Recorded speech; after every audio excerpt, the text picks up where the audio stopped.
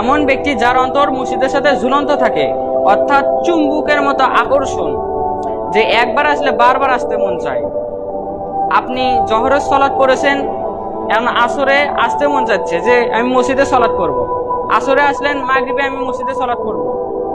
এই মসজিদের সাথে ঝুলন্ত যার অন্তর থাকে, কিয়ামতের দিন সে আরশের নিচে ছায়া পাবে।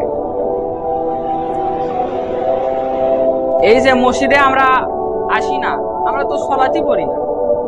আমরা যে আসি জুমার দিন একটু আসি, কিন্তু রাসূল সাল্লাল্লাহু আলাইহি ওয়াসাল্লাম এই জুমার দিনের ফজিলতও বলেছেন, অন্য সময়েও ফজিলত বলেছেন। আমরা যদি কোনো আত্মীয়র বাড়ি যাই, রাসূল সাল্লাল্লাহু আলাইহি ওয়াসাল্লাম বলেছেন আমরা যখন কোনো আত্মীয়র বাড়ি প্রতিদিন যাই তাহলে আমাদের সম্মান কমে যায়। কিন্তু এমন একটি ঘর রয়েছে যে ঘরে আসলে আমাদের সম্মান বৃদ্ধি পেয়ে যায়। তখন সাহাবীরা বলল, ইয়া রাসূলুল্লাহ, হে আল্লাহর রাসূল, সে ঘরটি কোন জায়গা? তখন রাসূল সাল্লাল্লাহু আলাইহি ওয়াসাল্লাম বলেন, সেটি হচ্ছে আল্লাহর ঘর। এখানে যতবার আসা হয় ততবার তার সম্মান বৃদ্ধি করা হয়।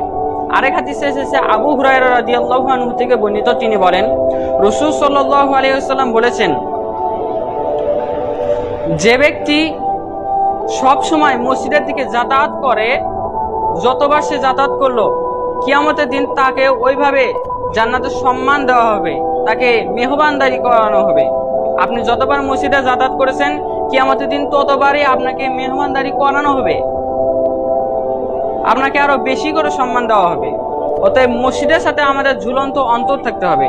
তার মানে এই নয় আপনার যাবতীয় কাজকর্ম ফেলে রেখে, আপনার জীবিকা অর্জন ফেলে রেখে আপনি মসজিদে শুধু বসে থাকবেন, এটাও করা যাবে না।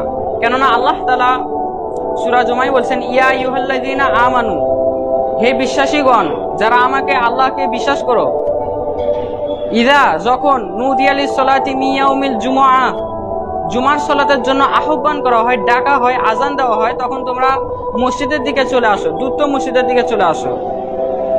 আপনি দেখবেন যে এখানে বলা হয়েছে তোমরা আজানের সাথে সাথে মসজিদের দিকে চলে আসো, আল্লাহর জিকিরে ধাবিত হও, তার সালাত পড়ো। এর পরের আয়াতে বলছেন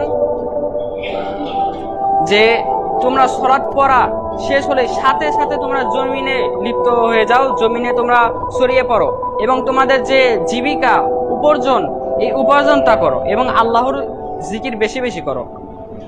আপনি ইনকাম করবেন, আপনি চুপ করে আছেন, ওই সময় আপনি আল্লাহর জিকির করবেন, তাহলে আপনার ইনকামে আল্লাহ তাআলা বরকত বৃদ্ধি করে দিবেন।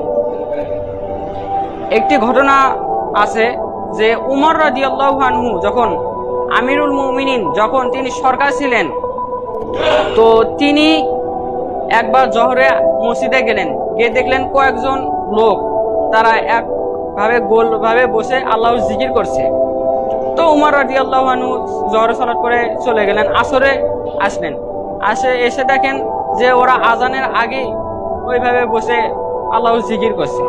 এভাবে ওই দিনটি কেটে গেল। তারপরের দিন আবার উমর রাদিয়াল্লাহু আনহু জহরে আসলেন, এসে দেখলেন ওই ব্যক্তিগুলো গোল হয়ে আল্লাহর জিকির করছে। তখন উমর রাদিয়াল্লাহু আনহু তাদেরকে জিজ্ঞেস করলেন যে তোমরা সব সময় দেখি আল্লাহর জিকির করো এখানে বসে, তো তোমরা খাওয়া দাওয়া এগুলো কোথা থেকে আসে? তখন ওই লোকগুলো বলল যে আমরা আল্লাহর এতটাই জিকির করি যে আমাদের জিকিরগুলো দেখে পাশে যে প্রতিবেশী রয়েছে এরা আমাদের খাদ্য দিয়ে যায়। তখন উমর রাদিয়াল্লাহু আনহু বললেন, তোমরা এটা করছো, তোমরা এরপর যদি দেখি যে তোমরা এভাবে বসে থাকো তাহলে আমি উমর তোমাদের ঘাট ধাক্কা দিয়ে বের করে দেবো। কেননা তোমাদের কি হাত পাও নেই? তোমরা তো এটা ভিক্ষা বলতে চলে। অতএব তোমরা আল্লাহর ইবাদত যত করো, কিন্তু তোমাদের স্ত্রী পরিবার সব সামলিয়ে তারপর করো। তার মানে এই নয় যে আল্লাহর দিকে যাবেন না, আপনি করবেন কিন্তু আপনার পরিবার সামলিয়ে।